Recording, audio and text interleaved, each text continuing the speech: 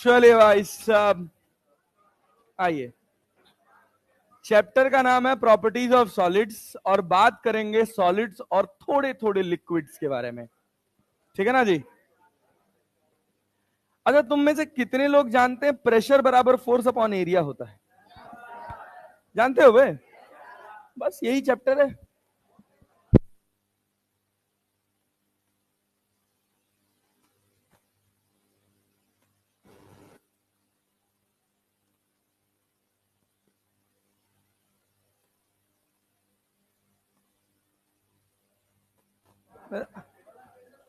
नेता एक बात जानते हो क्या? Properties of solids. सॉलिड्स की क्या क्या प्रॉपर्टी होती है? सबसे पहला सॉलिड होता है, सबसे पहला, चलो चलो चलो एकदम बढ़िया से फोकस के साथ ध्यान से सुनेंगे। बहुत आसान है, बहुत आसान चैप्टर है, मतलब हद आसान। ठीक है ना।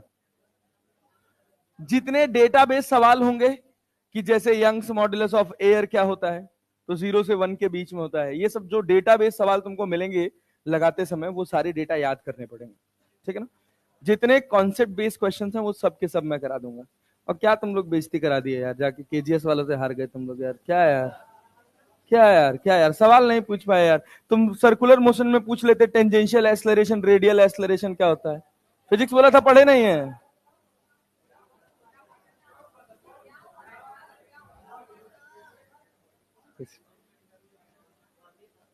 मतलब क्या यार, और मेरी, मुझे लग रहा था तुम लोग मेरी बेइज्जती कर रहे हो यार। क्या यार, मतलब क्या है यार, खाली बायो पूछ रहे थे तुम मुझसे यार। एक सवाल भी सस्ता था पूछे, वो भी बायो का, वो भी फिजिक्स का, इतना सस्ता सवाल पूछे थे। क्या पूछे थे यार फिजिक्स वाला सवाल? अच्छा, चलो तब ठीक। हाँ,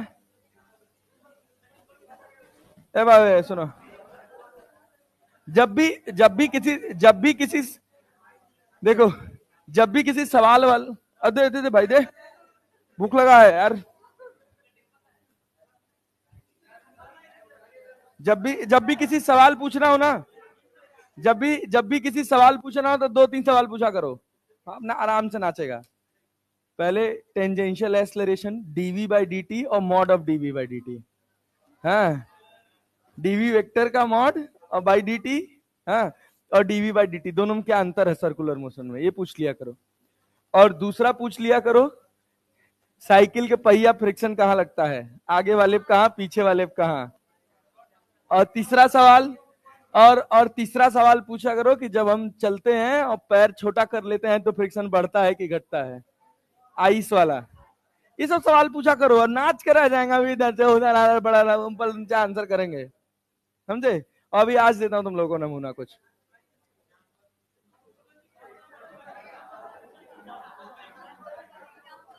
हाँ, मॉर्फोलॉजी में एग्जांपल पूछ लेंगे।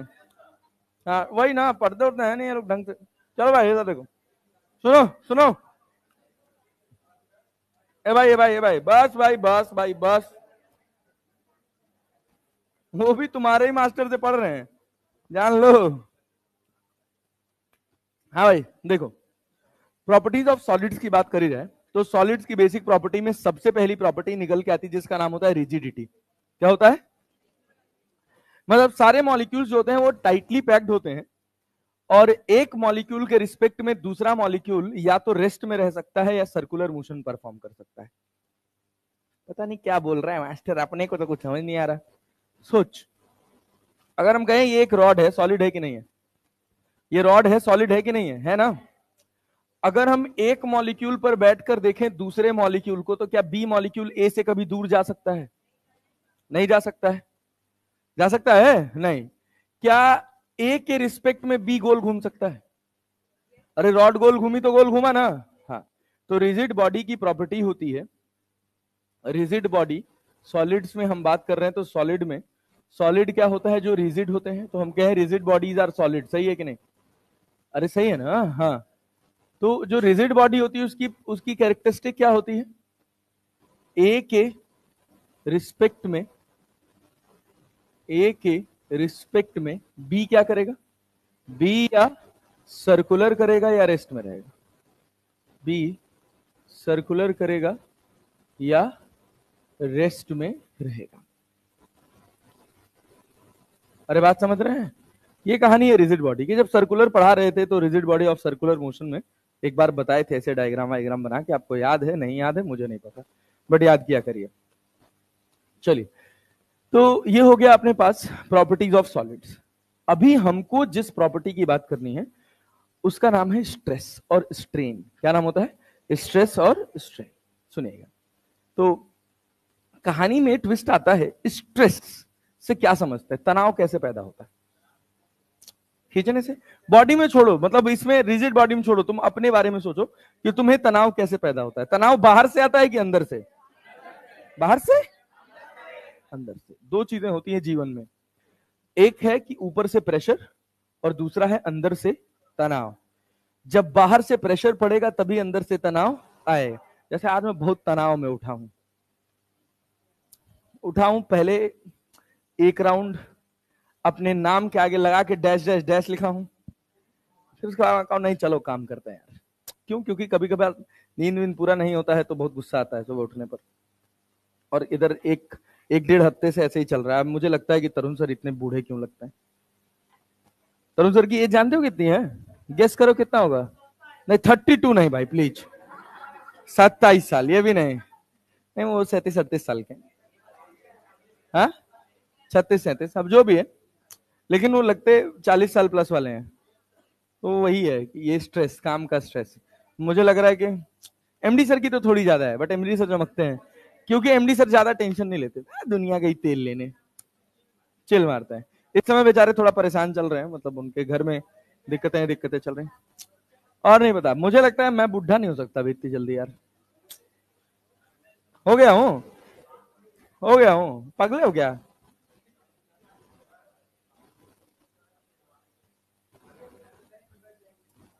हाँ भाई सुनो, तो देखो क्या है कि मुद्दे वाली बात, दो बातें इस चैप्टर में अपने को देखने को मिलेंगी। एक का नाम है प्रेशर और दूसरे का नाम है स्ट्रेस। एक का नाम है प्रेशर और दूसरे का नाम है स्ट्रेस। प्रेशर हमेशा बाहर से आता है। कहां से आएगा? बाहर, एक्सटर्नल फोर्स से। प्रेशर कहां से आएगा? एक्सटर्नल फोर्स से। बाहर से मतलब एक्सटर्नल फोर्स हो गया।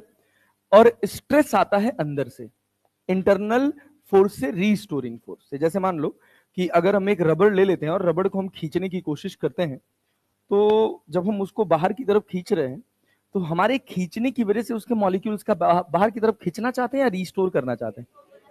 रिस्टोर करना चाहते हैं। अगर बॉडी के ऊपर नेट फोर्स जीरो है, अगर बॉडी के ऊपर नेट फोर्स जीरो है, तो जितना फोर्स आपने एक्सटर्नल लगाया, बॉडी ने उतना ही फोर्स अंदर लगाया खुद को रीस्टोर करने।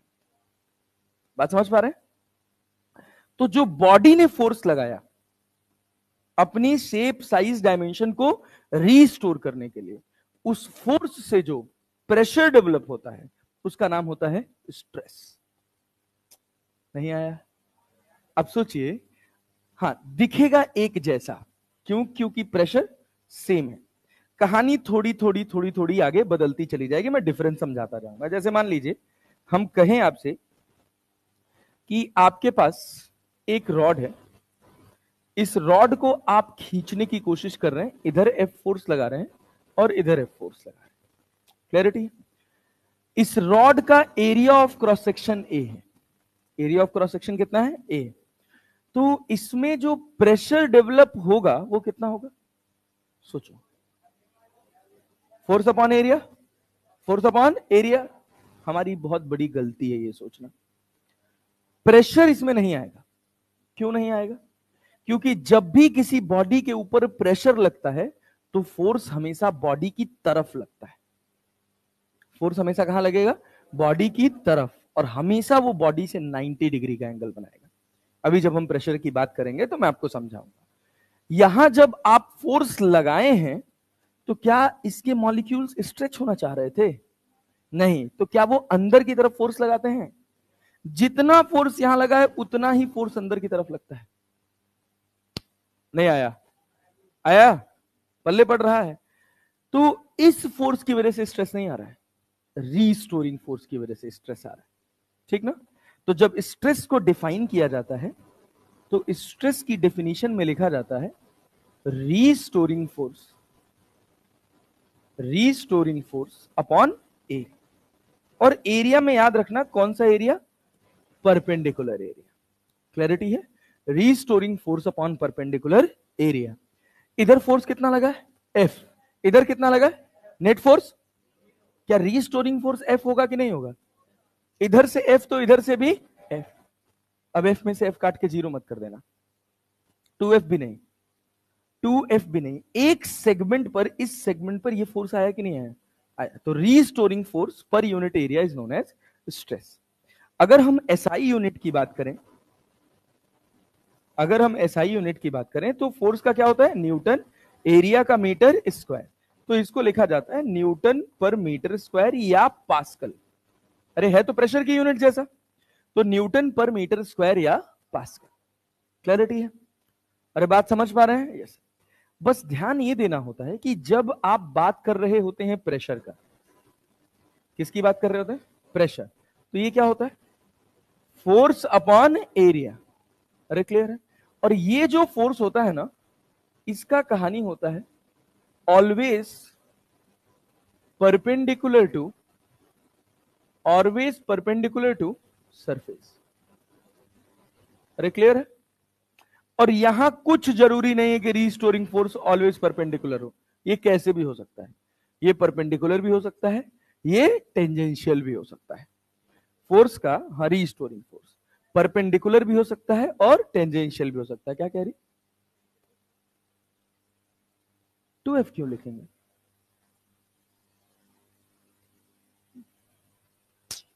वही दिक्कत है यार। स्ट्रेस एक, प्रेशर कैसी क्वांटिटी, स्केलर की वेक्टर, स्केल, इस पर्टिकुलर पॉइंट पर फोर्स कितना लगा है, 2f की f, f वैसे देखेगी तो ये दोनों तो एक दूसरे को कैंसिल कर देंगे, तो नेट फोर्स तो जीरो हो जाएगा। तो जब भी तुम कभी प्रेशर की बात करोगे, जैसे मान लो एक बलून है, एक बलून के ऊपर एटमॉस्फेयर प्रेशर लगा रहा है कि नहीं लगा रहा है, लगा रहा है ना, उसके हर सरफेस पर जो फोर्स आएगा उस प्रेशर की वजह से, वो उस सरफेस से कितना एंगल बनाएगा, 90 डिग्री। तो सारे फोर्स तो एक दूसरे को कैंसिल कर देंगे, तो नेट फोर्स जीरो कर लोगे क्या, नहीं। यहां अपने को नेट फोर्स का ज्ञान नहीं देखना है, वो एक अलग कहानी हो गई। को देखना है कि अगर कहीं बॉडी के ऊपर फोर्स लग रहा है और वो फोर्स एरिया के परपेंडिकुलर है, वो फोर्स एरिया के परपेंडिकुलर है, तो प्रेशर कितना आएगा, फोर्स अपॉन एरिया। स्ट्रेस कितना आएगा, रीस्टोरिंग फोर्स अपॉन एरिया। बस ध्यान देना है कि net force on the body must be equal to 0, net force on the body must be equal to 0। अब जैसे हम तुमसे कहें, दोनों में बात क्लियर हो रहा है, प्रेशर में फोर्स हमेशा कितना एंगल बनाएगा, कितना बनाएगा, 90 डिग्री। जब स्ट्रेस की बात करते हैं तो ये रीस्टोरिंग फोर्स अपना नेचर चेंज करता रहता है। यहां पर ये वायर के अलोंग लगा है, लगा है कि नहीं लगा है, वायर के अलोंग लगा है। अगर इसी को हम क्या करें, एक बॉल ले लें और उसको पानी के अंदर डुबा दें, तो क्या बॉल के ऊपर प्रेशर फील होगा कि नहीं होगा पानी का, वो सारा का सारा जो प्रेशर होगा वो कैसा लगेगा, बॉल से परपेंडिकुलर।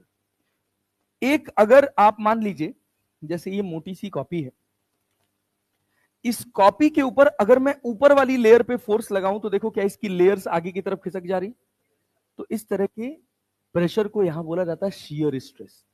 क्या बोला जाता है, शियर स्ट्रेस। बात समझ रहे हैं। तो स्ट्रेस और प्रेशर में यही डिफरेंस है कि स्ट्रेस किसी भी तरह से लग सकता है, वो टेंजेंशियल लग सकता है, वो कंप्रेसिव नेचर का हो सकता है, वो टेंसाइल नेचर का हो सकता है। लेकिन जब भी बात होगी प्रेशर की, तो प्रेशर क्या होगा, F perpendicular by area. Clear है। वो जो फोर्स होगा वो हमेशा एरिया से कितना एंगल बनाएगा, 90 डिग्री का एंगल बनाएगा। मोटा मोटा हिसाब समझ आ रहा है। दोनों दिखते सेम है लेकिन होते बहुत अलग हैं। प्रेशर का डायरेक्शन से कोई लेना देना नहीं। अगर कहीं किसी सरफेस पर पी प्रेशर है, अगर कहीं किसी सरफेस पर पी प्रेशर है, तो ऑटोमेटिकली हम मान लेंगे कि उस सरफेस पर जो फोर्स लग रहा है वो उस सरफेस से कितने एंगल पर लग रहा है। लेकिन अगर कहीं किसी सरफेस पर स्ट्रेस है, तो ये जरूरी नहीं है कि उस स्ट्रेस से आने वाला फोर्स वो 90 डिग्री का ही एंगल बनाए, वो उस सरफेस के अलोंग भी लग सकता है। क्लियर है? तो उस बिहाफ पर स्ट्रेस को 3 कैटेगरीज में तोड़ा गया। एक का नाम रखा गया टेंसाइल स्ट्रेस, एक का नाम रखा गया कंप्रेसिव स्ट्रेस, एक का नाम रखा गया शियर स्ट्रेस।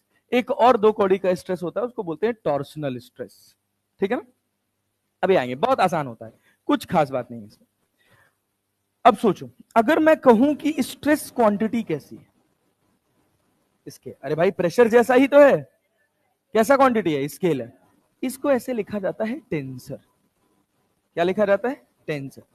क्यों? क्योंकि है वेक्टर लॉ को फॉलो तो नहीं कर रहा है, लेकिन क्या डायरेक्शन का महत्व है कि नहीं है?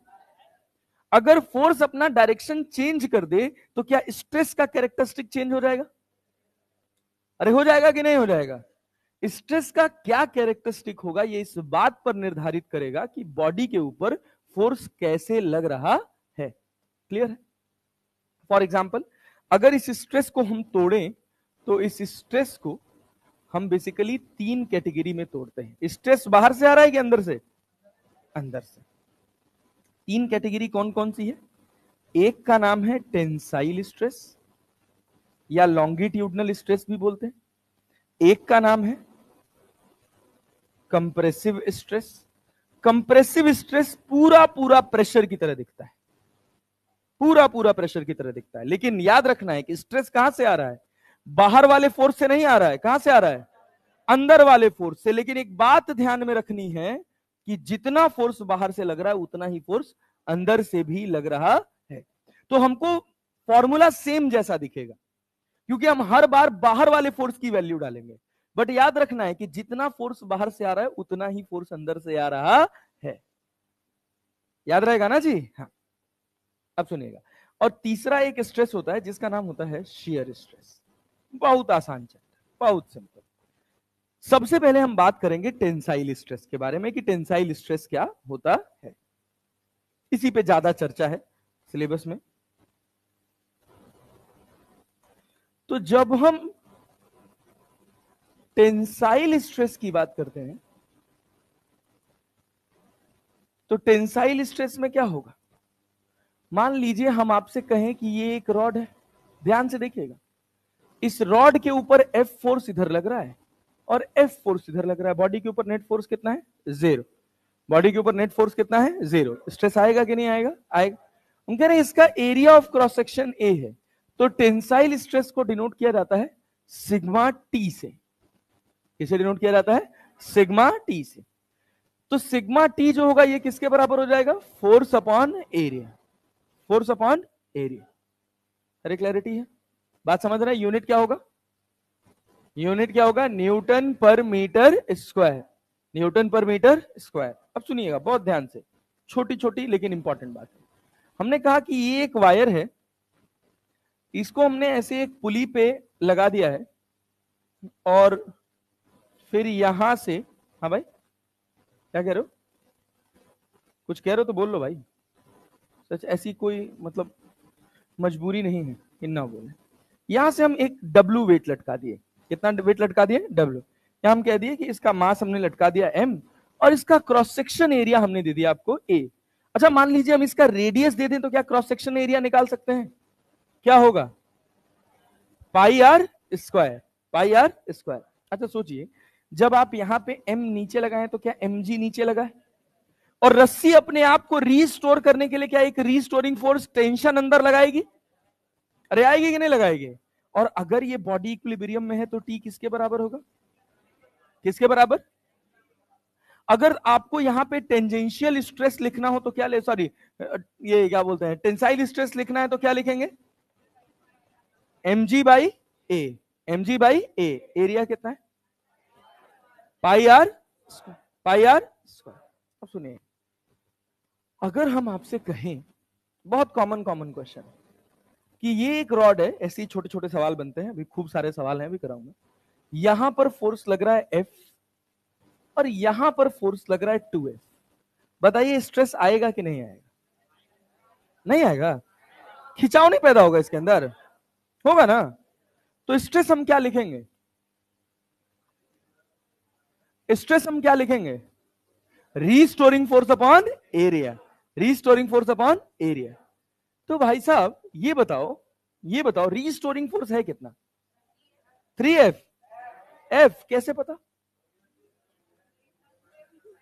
सोचो, इस F ने क्या इस 2F के एक F को बैलेंस कर दिया? तो जो फोर्स बैलेंस हुआ है क्या उससे स्ट्रेस आएगा? आएगा। जो बैलेंस हुआ है उसी से स्ट्रेस आएगा, समझो। क्या अगर हम कहें कि इस रॉड का मास m है तो क्या ये a एक्सेलरेशन से आगे जाएगा? एक्सेलरेशन कितना होगा? F/m। स्ट्रेस कितने की वजह से आएगा?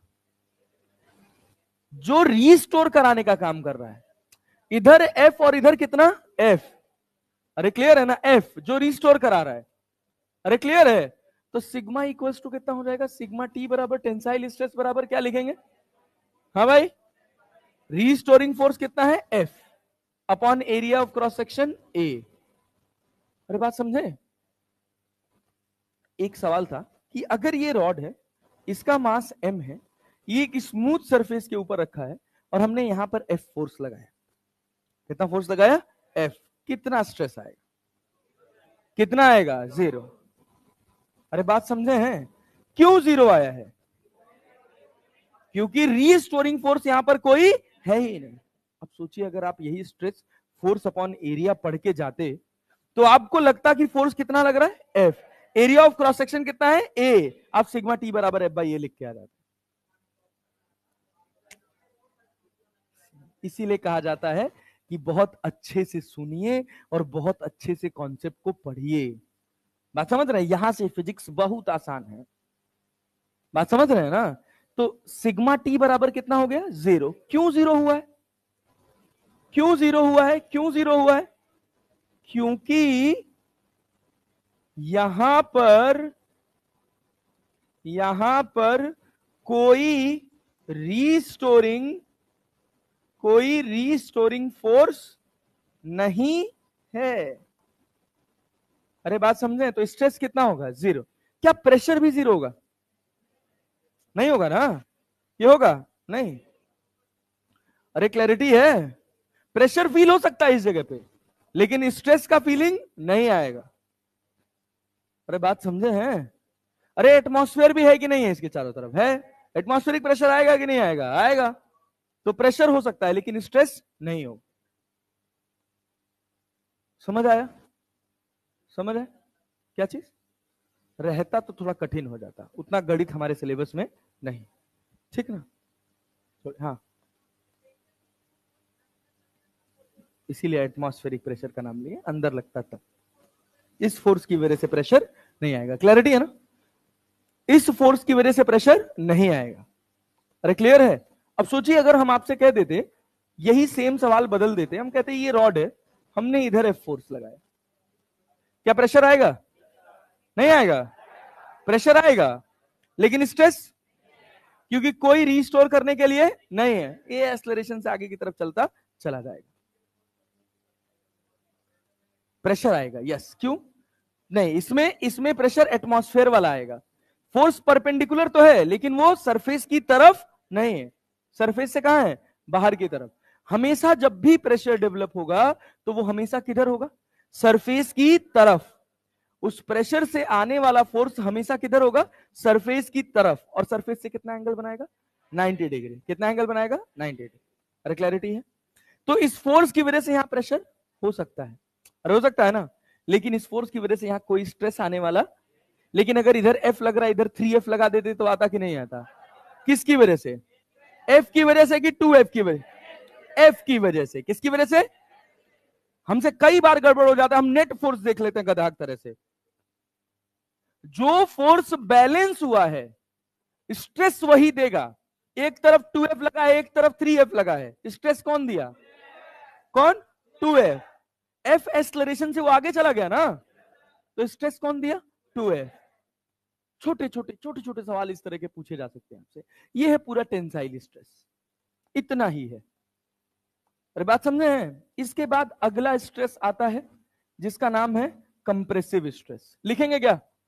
चलिए पेन चलाइए, तो पेन चलाइए, पेन चलाइए। पेन चलाइए, पेन चलाइए। अरे 1.5 घंटा मोर देन सफिशियंट भाई, कुछ है ही नहीं चैप्टर में।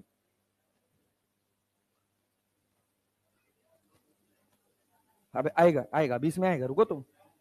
स्ट्रेस में एंगल मायने रखेगा। हाँ रुको, अभी बता रहे हैं ना, पेशेंस रखो, चलो अभी दो सबको कंबाइन करेंगे एक साथ।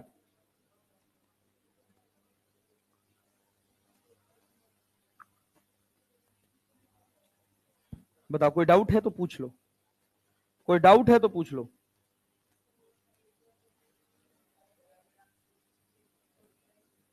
क्या चीज?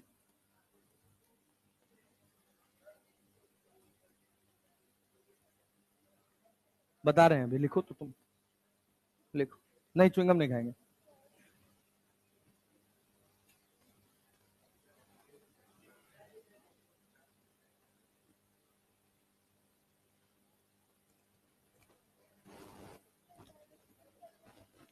पढ़ता है।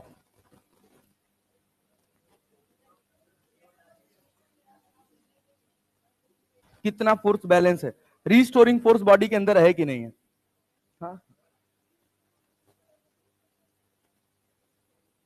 अरे स्ट्रेस है ना, स्ट्रेस का कोई डायरेक्शन मतलब वेक्टर की तरह स्पेसिफाई नहीं होता,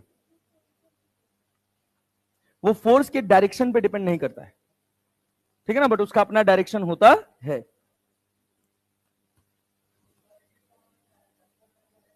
हम्म। हम्म। क्या चीज? हाँ, उसको रिजिड बॉडी बोलते हैं। हाँ, बॉडी डिफॉर्म ना हो तो रिजिड बॉडी उसी को बोलते हैं जो डिफॉर्म ना हो।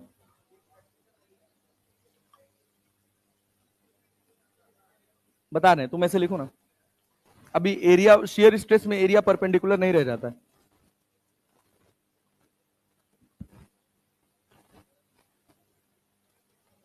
हम्म।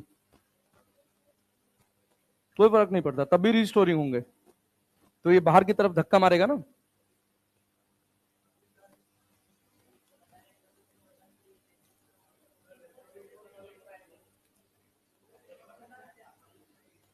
ए यार, कैसे कट कर रहे हो तुम लोग रे? हम कह रहे हैं कि जो फोर्स बैलेंस हो रहा है वही स्ट्रेस देगा। एक तरफ से 2F लगा, एक तरफ से 3F लगा, नेट फोर्स कितना आया? F। Net force F, balance कितना हुआ? 2F। तो स्ट्रेस किसकी वजह से आएगा? 2F की वजह से, ठीक है ना। एक तरफ से 5F लगा, एक तरफ से 10F लगा या 8F लगा, नेट फोर्स कितना आया? 3F। बैलेंस कितना हुआ? 5F। तो स्ट्रेस किसकी वजह से आएगा? 5F की वजह से। ठीक, करो। क्या चीज? अबे ये रिजिड बॉडी है, इस पे हम तुमको बैठा दें तो ये वाला पॉइंट तुमको चलता हुआ नजर आएगा, इसीलिए कहते हैं समय से आया करो। हम खुद 8:30 बजे आए तो तुम 9 बजे आओ।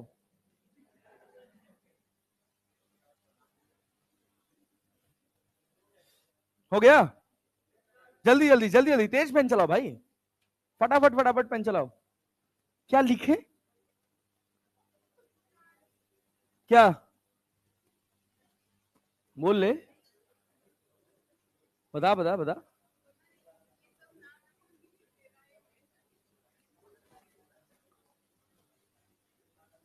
अच्छा, सब स्ट्रेस वाला नाम है।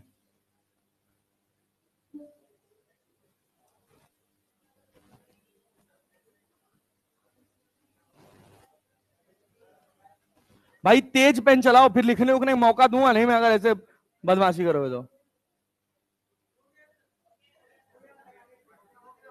हो गया? वही ना, सपना देख देख के लिख रहे हैं सब।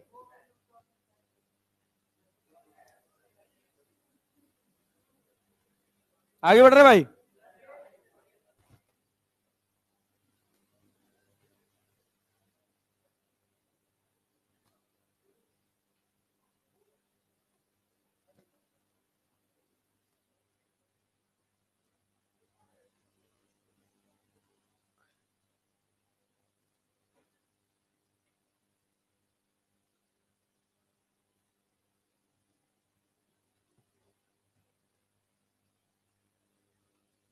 कल टेस्ट है ना? क्या टॉपिक है? हाँ, नहीं अभी तो वही रहेगा, पुराना वाला पैटर्न। हाँ, अच्छा।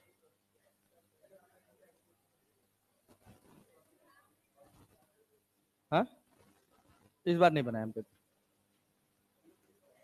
पेपर आसान होगा, हमको टाइम ही नहीं मिला। इस हफ्ते का हमारा वर्किंग आवर है 46 घंटा बस। टीचिंग आवर 46 घंटा, वे रोज 7 घंटे के एवरेज से पढ़ा रहा हूँ।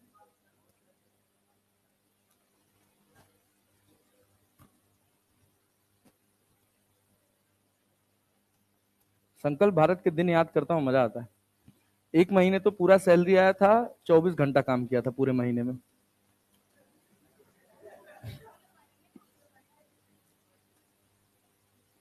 सुभाष सर लगातार 3 महीने 28 घंटे से 32 घंटे के बीच में थे।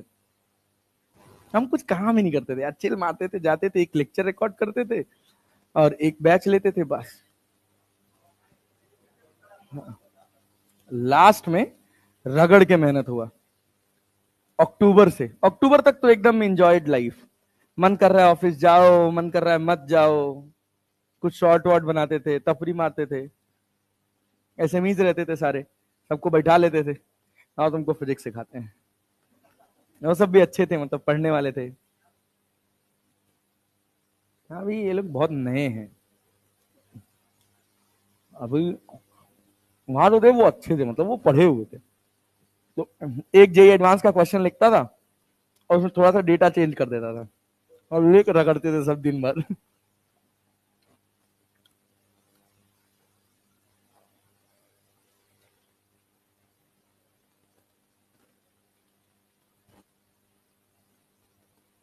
चले भाई आगे बढ़े।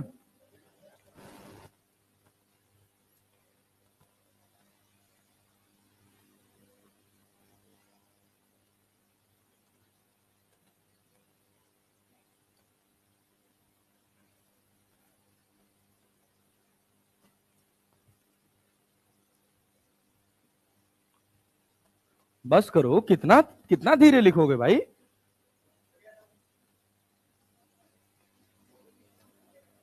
हो गया? अरे हो गया। चलो आओ। अब इसके बाद दो स्ट्रेस और, दो स्ट्रेस और। एक का नाम है कंप्रेसिव स्ट्रेस, बहुत ही सस्ता। अच्छा, एक फॉर्मूला हम यूज करेंगे, पता नहीं, उम्मीद करते हैं कि तुम पढ़े होगे। फ्लूइड्स का फॉर्मूला है P बराबर रो जी एच, जानते हो? गनीमत है। चलो, P बराबर क्या होता है? रो जी एच।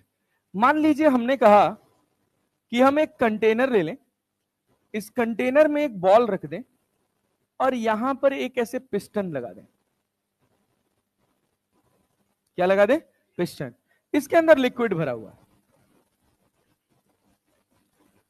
तो अगर हम पिस्टन को दबाएंगे तो ये बताइए क्या इस बॉल के ऊपर प्रेशर डेवलप होगा? अरे होगा कि नहीं होगा? Yes sir. और उस प्रेशर की वजह से जो फोर्स आएगा, क्या वो चारों तरफ से बॉडी के ऊपर 90 डिग्री का एंगल बनाएगा और ये इस बॉडी को कंप्रेस करना चाहेगा? करना चाहेगा ना। तो यहां पर जो कंप्रेसिव स्ट्रेस होता है सिग्मा सी, क्या भाई साहब? Sigma C. ये बराबर होगा किसके? Force upon area. Force upon area. इसको आप डायरेक्टली लिख सकते हैं पी। डायरेक्टली क्या लिख सकते हैं? पी। जितना फोर्स बाहर से आ रहा है उतना ही फोर्स बॉडी अंदर से बाहर की तरफ लगाएगी ताकि वो अपने शेप एंड साइज को रिस्टोर कर पाए। ये जो बाहर वाला फोर्स है इसको क्या करना चाह रहा है? कंप्रेस। तो इसके अंदर तनाव पैदा हो रहा है, तो वो तनाव क्या कहलाएगा? Compressive stress. वो तनाव क्यों आया? क्योंकि बॉडी कंप्रेस हो जाना चाहती थी, नहीं होना चाहती थी। अरे क्लैरिटी है? यस। अरे पक्का ना जी? क्लियर है ना? Yes sir. अब सुनिए, इसी पर एक टाइम पास सवाल बनता है, क्वेश्चन और सवाल बनाएंगे अभी, इतना ही है। एसआई यूनिट क्या लिखेंगे? न्यूटन पर मीटर स्क्वायर, कोई सा भी स्ट्रेस हो। दूसरा सोचिए, दूसरी बात अगर हम कहें कि मान लीजिए हमने कहा कि एक कंटेनर है, इस कंटेनर में पानी भरा है, पानी भरा है h हाइट तक। कितनी हाइट तक? h हाइट तक। हमने कहा कि यहां पर हमने एक बॉल रखी। अरे क्या रखा है? बॉल। अरे क्लियर है? हम कह रहे बताइए इसमें कितना रीस्टोरिंग फोर्स डेवलप होगा, या कितना फोर्स इस बॉडी के ऊपर लगेगा। और तुम ये मत कह देना सर इधर से आएगा, इधर से आएगा, इधर से आएगा, कैंसिल हो जाएगा, नेट फोर्स 0 हो जाएगा। अभी नहीं आएगा कोई फोर्स। पिस्टन नहीं लगा है, पानी का दबाव होता है आंटी। कभी जमीन में जाओगी, पानी में जाओगी, कभी मान लो भविष्य में कभी तुम लोग डॉक्टर वॉक्टर बन गए और फिर पैसा वैसा कमाने लगे, छुट्टी मिलेगा तो स्कूबा डाइविंग जाके करना। सिलेंडर बांध के जब मछली कुदाने के लिए कुदा देते हैं नीचे, जब वो 10 मीटर के नीचे जाता है ना, तो सिलेंडर नहीं रहता है वो पीठ के ऊपर। हाँ, ज्यादा बढ़ा के रखा जाता है, तब भी उसका भार फील होता है, अच्छा खासा भार फील होता है। बात समझ रहे हो ना? तो क्यों? क्योंकि पानी का प्रेशर है। क्लियर है? कितना प्रेशर है यहाँ पे? मान लो हमने कहा कि ये h हाइट नीचे, अभी और फ्लूइड्स पढ़ाएंगे तो अलग की बात है। h हाइट नीचे, यहाँ कितना? रो जी h। तो प्रेशर बराबर क्या होता है? Force upon area. प्रेशर कितना हो गया? रो जी h। सरफेस एरिया कितना है? सरफेस एरिया कितना है? पाई। स्फेयर है भाई, स्फेयर का surface area pi r square, 4 pi r square बराबर कितना? एफ। ये हो गया तुम्हारे पास कंप्रेसिव स्ट्रेस, और कुछ नहीं, इतना ही है कंप्रेसिव स्ट्रेस। अरे बात समझे हैं? क्या बेटा? हाँ, हम उसकी बात, हम फ्लूइड मैकेनिक्स थोड़ी पढ़ा रहे हैं, हम बता रहे हैं इसके ऊपर भाई ये फोर्स बैलेंस हो जाता है। ये तो रीस्टोरिंग फोर्स है ना। ये अभी भी तुम लोग नेट फोर्स और रीस्टोरिंग फोर्स में गड़बड़ा रहे हो यार। नेट फोर्स क्या है? वो स्ट्रेस दे रहा है। स्ट्रेस कौन दे रहा है? जो बैलेंस हो रहा है ना। ये सब बैलेंस हो जाते हैं, जितना इधर से उतना इधर से, जितना इधर से उतना इधर से। लेकिन एक पार्टिकल के ऊपर इधर से फोर्स आया कि नहीं आया? आया। ये इसको डिफॉर्म करने की कोशिश कर रहा है कि नहीं कर रहा है? तो इतना फोर्स ये बॉडी के ऊपर अंदर से बाहर की तरफ लगाएगा कि नहीं लगाएगा? ये हम उस फोर्स की बात कर रहे हैं। तो सर ऊपर प्रेशर कम होगा, नीचे प्रेशर ज्यादा होगा, तो कुछ भी हो, उससे अपने को नेट फोर्स से अपने को कोई लेना देना। हम जिस फोर्स की बात कर रहे हैं, ये नेट फोर्स है या बैलेंस्ड फोर्स है? कौन सा फोर्स है? बैलेंस। जो फोर्स बैलेंस होगा वही तनाव देगा। अरे क्लियर है? अब तुम खुद सोचो, तुम्हारा मन था मेला घूमने जाने का, और मैंने तुमको कह दिया चलो मेला घूमने, तुमको कोई तनाव पैदा होगा? नहीं। तुम्हारा मन था मेला घूमने, तुमको कह दिया 8 घंटा हिलना मत साले यहां से तुम, तो तनाव पैदा होगा कि नहीं होगा? होगा। तो तनाव किसकी वजह से आ रहा है? कॉन्स्ट्रेन की वजह से। जो रोक रहा है उसकी वजह से, जो चला रहा है उसकी वजह से तनाव नहीं आ रहा है। क्लैरिटी है ना? अब सुनना, अब इसके बाद तीसरा स्ट्रेस होता है, उसका नाम होता है शियर स्ट्रेस। यही थोड़ा ध्यान देना है। क्या नाम बेटा जी? Shear stress.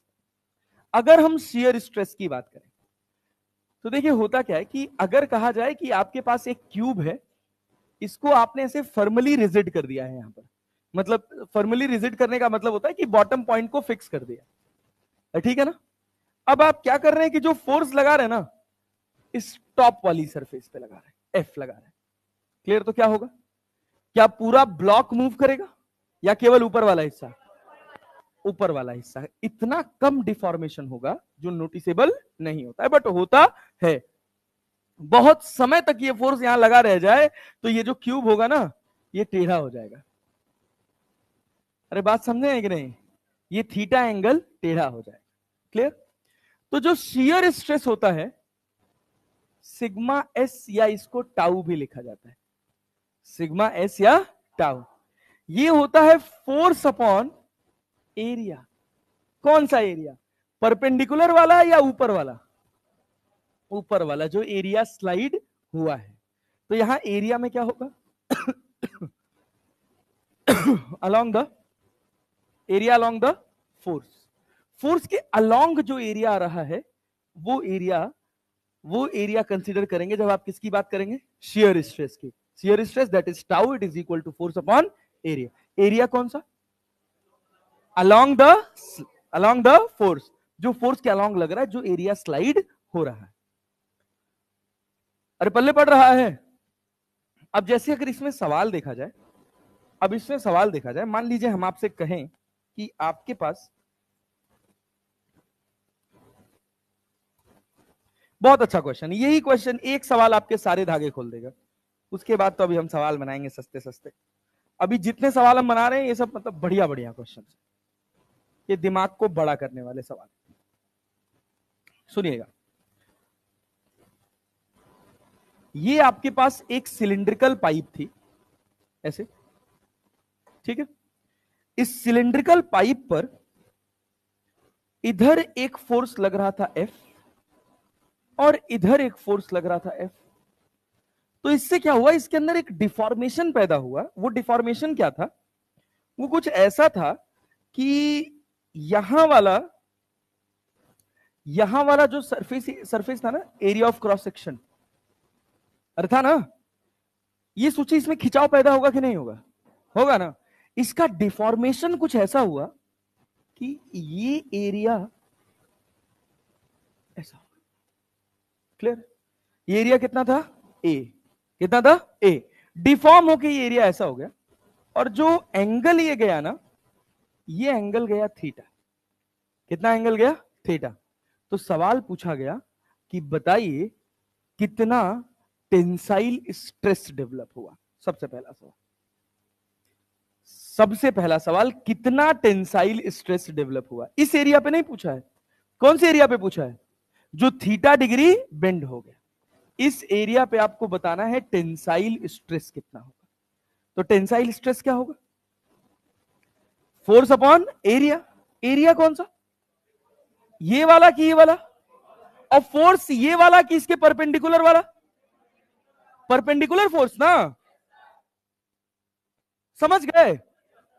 अगर हम इस एरिया को यहां बड़ा बड़ा बना के देखें तो ये हमको पता है कि ये एरिया जो होगा वो a बाई कॉस थीटा होगा। सोचिए, ये एरिया कितना था, a, ये कितना था, a डैश, कितना था, a डैश। क्या a dash cos theta a के बराबर होगा कि नहीं, नहीं आया, अरे आया ना। जिससे थीटा जुड़ा है उधर कौन सा कंपोनेंट जाएगा, तो इधर क्या आएगा, इधर क्या आएगा, कॉस। ए डैश का जो कंपोनेंट इधर आएगा वो कितना आएगा, ए डैश कॉस थीटा, किसके बराबर होगा, ए डैश कितना है भाई बताओ, ए डैश कॉस थीटा किसके बराबर है, ए के। ए डैश कितना है, ए बाई कॉस। अब इस सरफेस पे जो फोर्स लग रहा है वो इधर एफ लग रहा है कि नहीं लग रहा है, अरे लग रहा है जी। गजब आदमी हो यार तुम लोग, लग रहा है। ये एंगल कितना है, थीटा। कितना एंगल है, कितना एंगल है, थीटा। ये बात जान रहे हो ना, जान रहे हो ना। हमने कहा एक लाइन इसके अलोंग और एक लाइन एरिया के परपेंडिकुलर, एक लाइन एरिया के अलोंग और एक लाइन एरिया के परपेंडिकुलर। बस यही सवाल पूरे स्ट्रेस में समझना है, बहुत ध्यान से सुनिएगा, कोई बात ना समझ आए तो पूछ लीजिएगा। ये कितना था, ये एरिया जो खिसका है वो कितना हुआ है, ए डैश, कितना हुआ है। इसका जो कंपोनेंट धरा है वो ए डैश कॉस, हमको पता कौन सा एरिया था, ए डैश की ए, तो ए डैश हम निकाल सकते हैं क्या, ए बाई कॉस थीटा। हमने देखा फोर्स इसके ऊपर इधर लग रहा है, सिग्मा टी जो टेंसाइल स्ट्रेस होगा वो perpendicular force upon perpendicular area से जाएगा। अरे जाएगा कि नहीं जाएगा, तो परपेंडिकुलर फोर्स कितना, ये आपके पास कितना है, थीटा। ये कितना, ये थीटा क्यों है, समझ आया ना। ये देखिए ना, ये हॉरिजॉन्टल लाइन है कि नहीं है, और ये इसकी डायमीटर के अलोंग वाली लाइन है कि नहीं है। इन दोनों के बीच का एंगल कितना है, थीटा। तो ये लाइन ये रही और ये डायमीटर के अलोंग वाली लाइन कितना, थीटा। क्या ये इस डायमीटर वाली लाइन के परपेंडिकुलर है, अरे है ना। तो ये थीटा, तो ये इस एफ के कितने कंपोनेंट, कितने कंपोनेंट, इधर क्या आएगा, एफ कॉस, इधर क्या जाएगा, एफ साइन थीटा। अब अगर हम तुमसे पूछें कि एफ कॉस थीटा कैसा स्ट्रेस डेवलप कर रहा है, टेंसाइल, कैसा डेवलप कर रहा है, कैसा, एफ साइन थीटा, कौन सा, कौन सा, ये डिफॉर्म्ड लेयर के अलोंग लग रहा है ना, जो फोर्स डिफॉर्म्ड लेयर के अलोंग लगेगा वो कैसा स्ट्रेस देगा? नहीं आया? आया जी? पल्ले पड़ा? तो सिग्मा टी में एफ की जगह क्या लिखेंगे? F cos theta. और ए की जगह? ए की जगह a by cos theta. Cos theta ऊपर चला जाएगा तो क्या हो जाएगा? F cos square theta by a. F cos square theta by a. अच्छा, इसी में हम कहते हैं शियर स्ट्रेस। बताओ क्या? बताओ शियर स्ट्रेस। तो शियर स्ट्रेस कितना होता है? यहां लिखे, यहां लिखे सिग्मा एस या टाउ। फोर्स की जगह क्या हो रहा था? F sine theta. नीचे क्या थीटा ऊपर चला जाता? 2 से मल्टीप्लाई और 2 से 2 साइन थीटा कॉस थीटा को क्या साइन 2 थीटा लिख सकते हैं?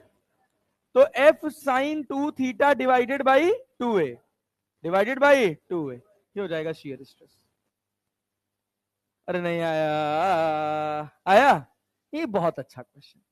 ये सवाल आपको पूरा ज्ञान करा देगा, एग्जैक्ट आपको फिगर फील करा देगा कि टेंसाइल स्ट्रेस देने का काम कौन कर रहा है और शियर स्ट्रेस देने का काम कौन कर रहा है।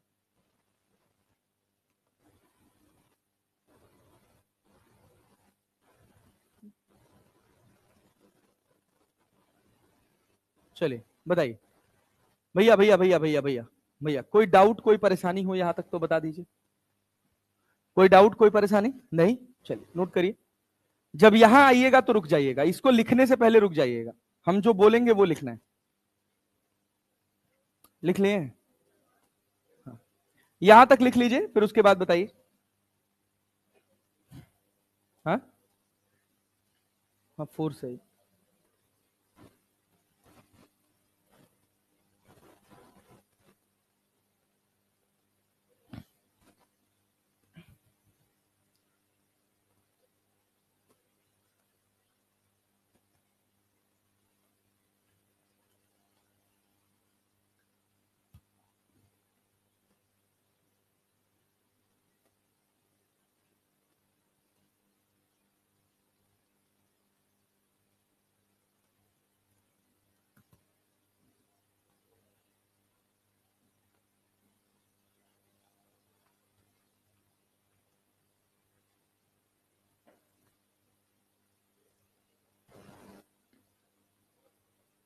क्या?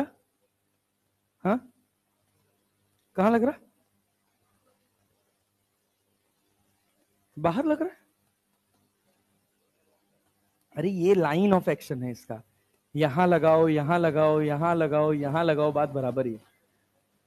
अरे तुम यहां लगाओगे, डायरेक्शन पलट दोगे, तो वही तो मैं कह रहा हूं, यहां से यहां लगा दो ना, तब भी तो वैसे ही डिफॉर्म होगा। किसी भी फोर्स को, किसी भी फोर्स को उसके लाइन ऑफ एक्शन में एक जगह से दूसरी जगह अगर आप डिस्प्लेस कर देते हैं तो उससे इफेक्ट कोई नहीं पड़ता। जैसे ये फोर्स चाहे हम यहां लगाएं, चाहे हम यहां लगाएं, चाहे यहां लगाएं, चाहे इस एंड पे लगा दें, क्या डिफॉर्मिटी तो हमेशा इसकी आगे ही होगी?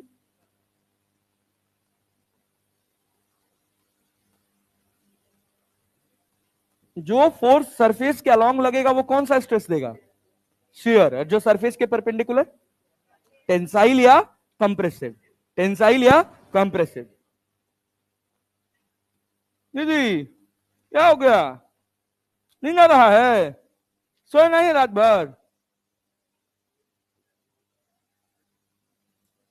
टेस्ट की तैयारी कर रहे थे नहीं? कितना पढ़ रहे हो तुम, बहुत अच्छे से पता है मुझे। दिवाली का लंबा छुट्टी हो रहा है भाई साहब। 15 दिन नहीं है भाई, 29 तारीख तक अपन पढ़ाएंगे। हाँ, 30 तक पढ़ोगे तुम लोग? घर कैसे जाओगे बे? भाई हमारा घर है, हम 30 को नहीं पढ़ाएंगे।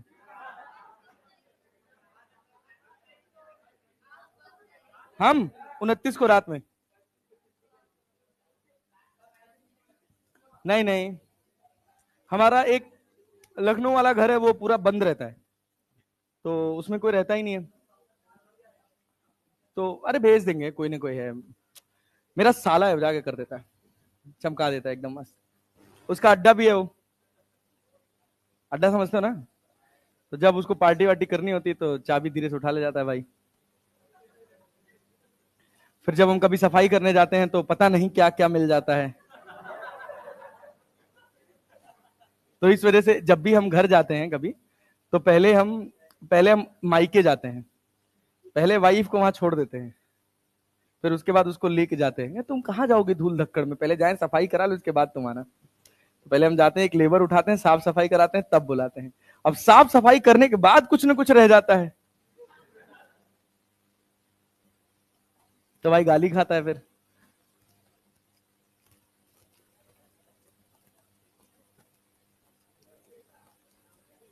हाँ, कब से? मैं, चाहिए क्या तुम लोग को भी? अबे कम से कम सम्मान में बोल देते, नहीं सर आप खाओ। Yes sir. भुक्खड़ जैसे जमाने भर से मिला ही नहीं है कुछ खाने। ये लिख लिए, लिखो। A rod, a rod of area of cross section a rod of area of cross section a rod of area of cross section A is stretched is stretched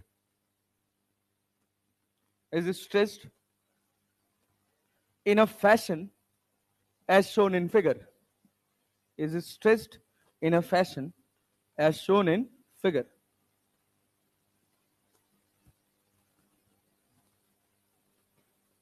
If in a fashion मतलब जैसे दिख रहा है, हाँ? As shown in figure, in a fashion as shown in figure. If the area of cross section A is deformed, if area of cross section A is deformed by angle theta, find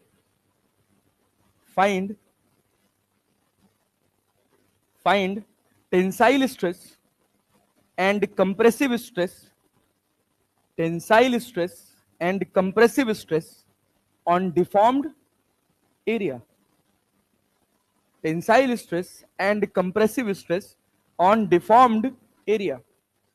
deformed area पे निकालना है, हड़बड़ी में इस वाले area पे मत लिख देना F बाई ए। हाँ,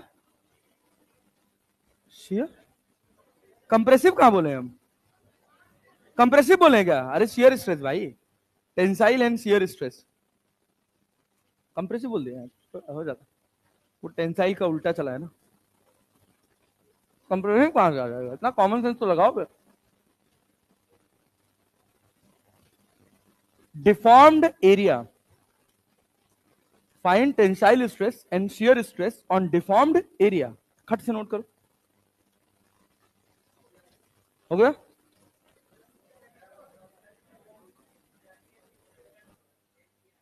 हाँ, पढ़े थे।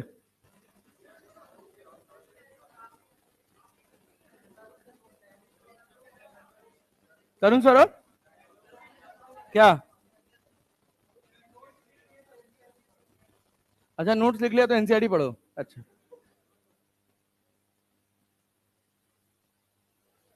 बायो की एनसीईआरटी ठीक भी है, मतलब वैसे ठीक तो फिजिक्स की भी है, लेकिन समझ नहीं आएगी, एक्सप्लेनेशन बहुत कम है। हाँ, बायो में क्या कह रहा, क्या कह रहा?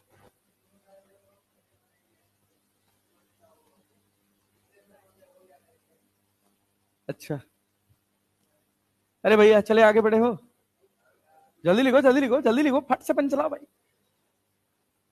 ये डायग्राम जरूर ड्रॉ कर लेना, लिख लेना। F cos theta tensile stress देगा, f sine theta shear stress देगा, टेंसाइल स्ट्रेस देगा, f sine theta shear stress देगा। जो फोर्स सरफेस के अलोंग लगता है वो कैसा स्ट्रेस देता है? शियर। जो सरफेस के परपेंडिकुलर, टेंसाइल या कंप्रेसिव। अगर बॉडी से दूर लग रहा है तो टेंसाइल, बॉडी की तरफ लग रहा है तो कंप्रेसिव। क्लियर है? बहुत अच्छा, बहुत बढ़िया, बहुत बढ़िया, गुड जॉब। कठिन तो नहीं लग रहा चैप्टर? अभी नहीं ना, आगे तो और आसान है। कुछ नहीं है भाई इसमें, कही नहीं सकता कि कुछ कठिन है। अरे हम हैं, काहे धीरज रखो ना यार। अरे ठीक है, चलें आगे बढ़े भाई, थोड़ा जल्दी बना यार, जल्दी बना। ज्यादा से ज्यादा क्या होगा, एक लेक्चर की जगह 2 लेक्चर लग जाएगा, इतना ही तो होगा। आप समझ के पढ़ेंगे एकदम, कोई जल्दीबाजी नहीं। एक सवाल आएगा ही आएगा, हाँ, एक लेक्चर में नहीं हो पाएगा।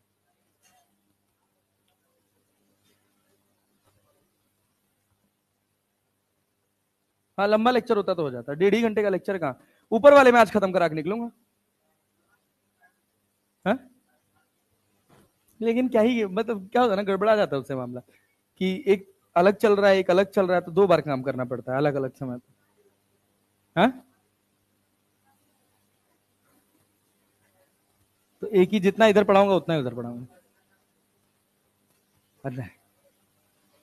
एक्स्ट्रा क्लास लगाएंगे, दोनों लोग का साथ में लगाएंगे। सिलेबस मतलब एक दिन लगाएंगे अलग अलग, या एक दिन लगाएंगे, ये हमारे कहने का मतलब, एक साथ नहीं लगाएंगे ना है। चले आगे बढ़े भाई, कितना धीरे लिखते हो बे तुम लोग।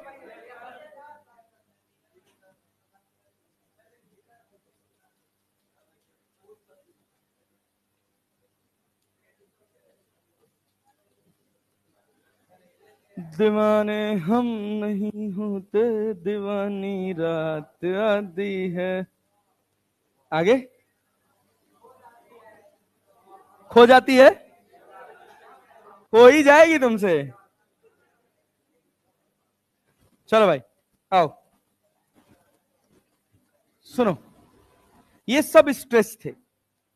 अब इन सब के स्ट्रेन, स्ट्रेन एक और टर्म होता है, स्ट्रेन को बोला जाता है क्या, what is strain? Change in length upon original length. क्या? हाँ, स्ट्रेन को लिखा जाता है change in dimension upon original dimension. ये टाइम पास रही हुई, change in dimension upon upon change in dimension upon original dimension. Dimension का मतलब समझते हो ना, लेंथ ब्रेड्थ हाइट, एमएलटी मत समझने लग जाना, हम तो वही समझ रहे थे सर। स्ट्रेन क्या है? Change in dimension upon original dimension, इसका कोई डायमेंशन नहीं होता। ये स्ट्रेन भी 3 तरह का होता है, 3 तरह के स्ट्रेस हैं तो 3 तरह के स्ट्रेन। पहला, टेंसाइल को अपन क्या बोलते हैं, लेंथ के अलॉन्ग होता है, लॉन्गिट्यूडिनल, ठीक है ना, लॉन्गिट्यूडिनल स्ट्रेन। दूसरे को क्या बोलते हैं, कंप्रेसिव स्ट्रेन। और तीसरे को बोलते हैं क्या, शियर स्ट्रेन। ठीक है, लॉन्गिट्यूडनल से मतलब समझ आ रहा है कि ये किसके अलॉन्ग हो रहा होगा, लेंथ के अलॉन्ग, तो लॉन्गिट्यूडनल स्ट्रेन को लिखते हैं change in length upon original length. Compressive strain क्या करता होगा, volume change, volume volume volume. अरे एक स्फेयर था ना पानी के अंदर, तुम पिस्टन से दबाए, वो थोड़ा छोटा हो गया, तो क्या चेंज हुआ, क्या चेंज हुआ, वॉल्यूम। तो यहां कंप्रेसिव स्ट्रेन में क्या लिखा जाता है, change in volume upon volume. Shear strain, shear strain, shear strain, shear strain, theta. यही समझना था, और तो ये सब तो टाइम पास है। अब देखो शियर स्ट्रेन क्या था, कि तुम्हारे पास ये डिब्बा था कि नहीं था, अरे था ना। मान लो एक तुम्हारे पास ये क्यूब है, इस क्यूब का लेंथ कितना है, एल, तुमने एफ फोर्स यहां पे लगाया, तो क्या ये डिफॉर्म हुआ? अरे नेता हाँ ना बोल लिया करो यार, आसान चीज में तो बोल लिया करो यार। अरे कितना थीटा एंगल, इसको फाई लिखा जाता है, क्या लिखा जाता है, फाई। क्या लिखा जाता है, फाई। ये डिफॉर्मेशन बहुत बड़ा, क्योंकि बहुत बड़ा होगा तो ये टूट जाएगा, रप्चर, फ्रैक्चर समझते हो ना, ज्यादा स्लाइड कर दोगे तो लेयर्स अलग अलग हो जाएंगे, तब ये डिफाइन नहीं हो। जितने भी स्ट्रेस होते हैं ये सब डिफाइन होते हैं बिफोर ब्रेकिंग, टूटने के बाद कुछ डिफाइन नहीं होता। ये एंगल कितना है, फाइव, कितना है, ये लेंथ कितना है, इसमें चेंज कितने का हुआ, डेल्टा एल का, कितने का, कितने का, टेन फाइव जानते हो क्या होता है, ten five perpendicular upon base, perpendicular, base कितना, बेस कितना, क्लियर है ना। फाइव बहुत बड़ा है कि बहुत छोटा, तो फाइव बराबर लिखा जाता डेल्टा एल बाई एल। ये होता है क्या, शियर स्ट्रेन। क्या बोलते हैं भाई साहब? Shear strain. इस फाई को बोलते हैं शियर स्ट्रेन। तो तुम ये मत सोच लेना कि लॉन्गिट्यूडनल स्ट्रेन और शियर स्ट्रेन बराबर है। लॉन्गिट्यूडनल स्ट्रेन का मतलब क्या है कि एक रॉड है, इसके ऊपर क्या तुम एफ फोर्स लगाए हो, इसकी वजह से इसमें कुछ खिंचाव आया है? अरे आया है ना भाई। अब ये रॉड इतनी बढ़ गई तो इसमें टोटल इलॉन्गेशन कितने का हो गया? डेल्टा एल का। कितने का? ओरिजिनल लेंथ कितना था? एल। तो change in length upon original length, change in length upon, तो ये क्या हो गया? Longitudinal strain. शियर स्ट्रेन समझ आ रहा ना? डेल्टा एल ये अलग है और ये अलग। लॉन्गिट्यूडनल स्ट्रेन और शियर स्ट्रेन का फॉर्मूला एक जैसा दिख रहा है लेकिन होते, फील कर पा रहे हो कि नहीं? अच्छा आ रहे, हाँ बहुत बढ़िया, करना भी। इसके बाद अगला हिस्सा है हुक्स लॉ। क्या है भाई साहब? Hooke's law. इसी लॉ के साथ चैप्टर मतलब 70% खत्म हो जाएगा।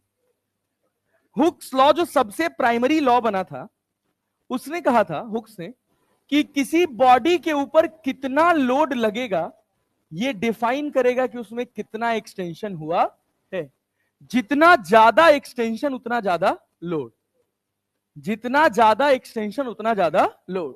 तो ये जो लॉ था ना, ये बेसिकली एक एनालिटिकल अप्रोच थी, इसका बहुत कुछ कैलकुलेशन नहीं था। तो हुक्स लॉ को जब मॉडर्नाइज किया गया तो इसी लोड को बदल के कह दिया गया स्ट्रेस, और डायरेक्टली प्रोपोर्शनल बना दिया गया किसके? Strain. Stress is directly proportional to strain, और इसमें एक कंडीशन लगा दी गई, अप टू इलास्टिक लिमिट। क्या कंडीशन लगाया गया नेता? Up to elastic limit. Elastic limit क्या होती? टूटने से पहले तक नहीं। इलास्टिसिटी का, इलास्टिक कोलिजन याद है क्या था? इलास्टिसिटी मतलब परफेक्टली इलास्टिक कोलिजन क्या था? बॉडी कंप्लीटली रिफॉर्म कर ले तो उसको क्या बोलते हैं? इलास्टिक कोलिजन बोलते थे ना। सेम एज यहां पर भी है कि अगर हम मान लो एक ऑब्जेक्ट को खींच रहे हैं और खींच के जैसे ही हम छोड़े, अगर उसने पूरी तरह से अपना शेप एंड साइज रिगेन कर लिया तो वो क्या होगा? इलास्टिक। बॉडी कैसी होगी? इलास्टिक। दुनिया की कोई सी भी बॉडी हो, कितनी भी इलास्टिक हो, मान लो जैसे हम स्प्रिंग बनाते हैं, अरे बनाते हैं कि नहीं? स्प्रिंग बनाते हैं ना जी। स्प्रिंग जनरली किस मटेरियल का बनता है? स्टील का, स्टेनलेस स्टील। कौन सा स्टील? स्टेनलेस स्टील, क्योंकि उसकी इलास्टिसिटी सबसे ज्यादा होती है। अब सोचो एक स्प्रिंग है, उसको तुम थोड़ा सा खींचे और थोड़ा सा खींच के छोड़ दिए, क्या वापस अपनी जगह पे आ गया?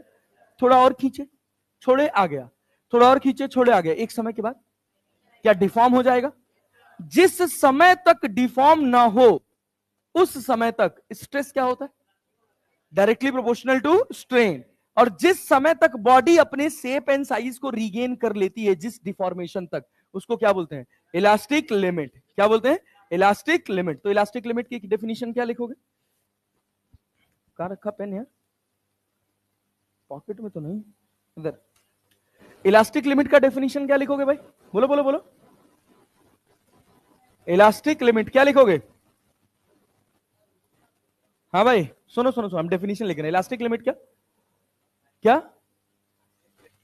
क्या? बोलो बोलो बोलो।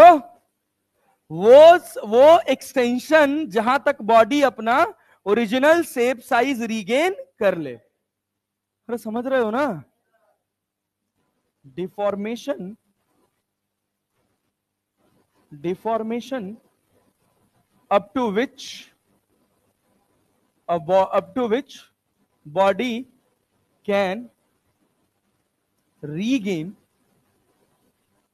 its original shape and size.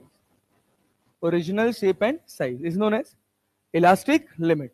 Is known as elastic limit. तो इलास्टिक लिमिट तक stress is directly proportional to strain.